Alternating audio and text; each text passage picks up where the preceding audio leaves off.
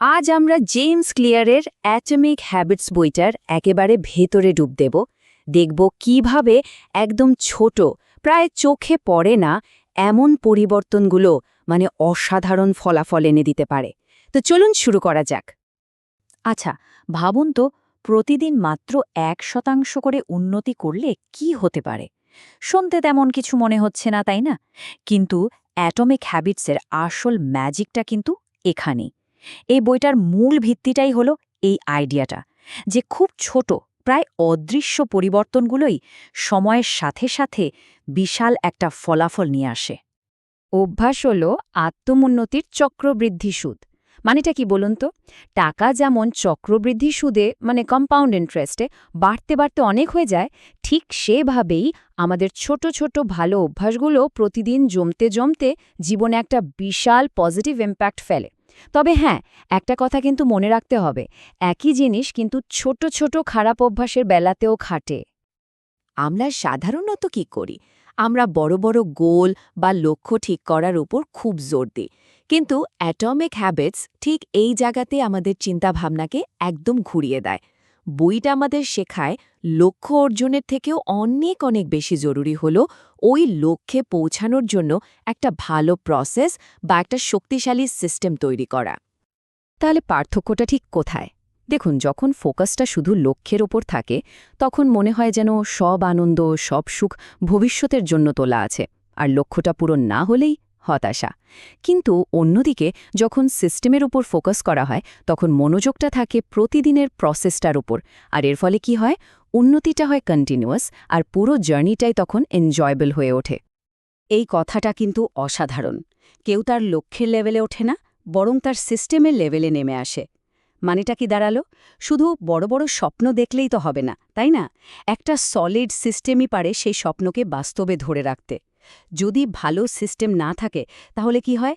মানুষ স্বাভাবিকভাবেই তার আগের জায়গাতেই ফিরে আসে। তো প্রশ্নটা হলো, এই যে সিস্টেমে কথা বলা হচ্ছে, এই ভালো সিস্টেম বা অভ্যাসটা কিভাবে গড়ে তোলা যায়? এর জন্য জেমস ক্লিয়ার একটা দারুণ, খুবই কার্যকরী একটা ফ্রেমওয়ার্ক দিয়েছেন। আচরণ পরিবর্তনের 4টা সহজ সূত্র। মজার ব্যাপার হলো, ভালো অভ্যাস গড়তেই 4টা নিয়ম যেমন মানতে হয়, তেমনি খারাপ অভ্যাস ভাঙতে হলে ঠিক এর উল্টোটা করতে হয়।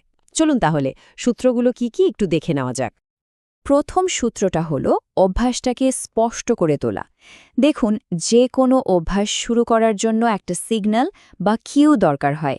এই সূত্রটা বলছে ভালো অভ্যাস শুরু করার যে কিউ বা সংকেতটা, সেটাকে যতটা সম্ভব ক্লিয়ার আর চোখের সামনে রাখতে হবে। কারণ দিন শেষে আমাদের চারপাশের পরিবেশই কিন্তু আমাদের আচরণকে সবচেয়ে বেশি কন্ট্রোল করে। এই প্রথম সূত্রটা কাজে লাগানোর একটা অসাধারণ টেকনিক হলো হ্যাবিট স্ট্যাকিং।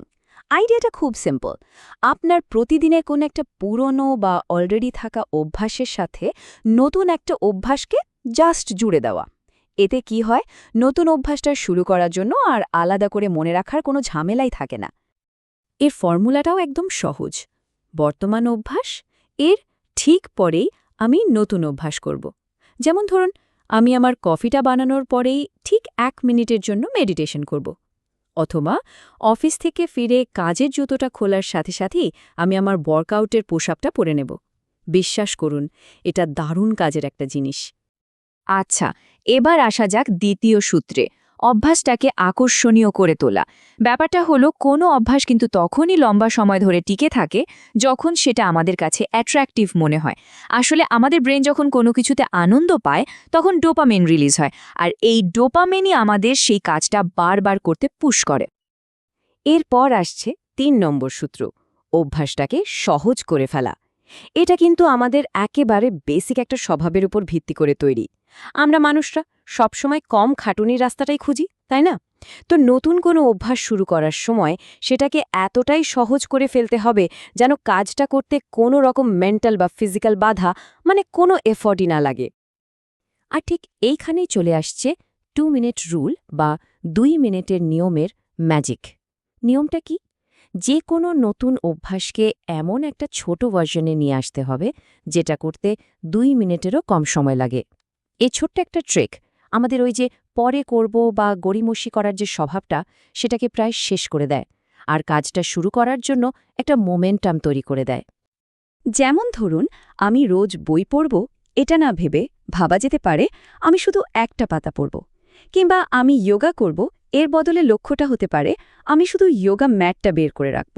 আসলে মূল উদ্দেশ্যটা কিন্তু কাজটা শেষ করার নয়, শুধু শুরু করা। কারণ আমরা সবাই জানি কোনো কাজ একবার শুরু করে ফেলতে পারলে সেটাকে এগিয়ে নিয়ে যাওয়াটা অনেক সহজ হয়ে যায়। এবং সব শেষে 4 নম্বর এবং ফাইনাল সূত্র, অভ্যাসটাকে সন্তোষজনক করে তোলা। দেখুন, আমরা কিন্তু সেই কাজগুলোই বারবার করতে চাই যেগুলো করার পর আমাদের একটা ভালো ফিলিংস আসে, একটা স্যাটিসফ্যাকশন কাজ করে। তো কোনো অভ্যাস পালন করার পর যদি সাথে সাথে কোনো পুরস্কার বা ভালো লাগার মতো কিছু পাওয়া যায়, তাহলে সেই অভ্যাসটা টিকে থাকার সম্ভাবনা কিন্তু অনেক অনেক গুণ বেড়ে যায়। এই যে 4টা সূত্রের কথা বলা হলো, এগুলোর সবচেয়ে পাওয়ারফুল দিকটা কি জানেন? এগুলোকে কিন্তু উল্টো করেও ব্যবহার করা যায়। মানে, একটা ভালো অভ্যাস তৈরি করতে যা যা করতে হয়, একটা খারাপ অভ্যাস ভাঙতে হলে করতে হবে ঠিক তার উল্টোটা। সোজা কথায়, খারাপ অভ্যাসের সিগন্যালটাকে অদৃশ্য করে ফেলতে হবে, ওটাকে অনাকর্ষণীয় বানাতে হবে, কঠিন করতে হবে, আর সবশেষে অসন্তোষজনক করে তুলতে হবে। এতক্ষণ তো আমরা অভ্যাস তৈরির কিভাবে বা হাউ টু নিয়ে কথা বললাম, কিন্তু অ্যাটমিক হ্যাবিটসের সবচেয়ে গভীর যে দর্শনটা, সেটা কিন্তু এই সব টেকনিক বা কৌশলেরও ঊর্ধ্বে। বইটা আমাদের শেখায় আসল প্রশ্নটা এটা নয় যে আমি কি অ্যাচিভ করতে চাই, বরং আসল প্রশ্নটা হলো আমি ঠিক কেমন মানুষ হতে চাই। কেন এই প্রশ্নটা এত জরুরি? কারণ আমাদের প্রত্যেকটা অভ্যাস একটু একটু করে আমাদের পরিচয় বা আইডেন্টিটি গড়ে তোলে।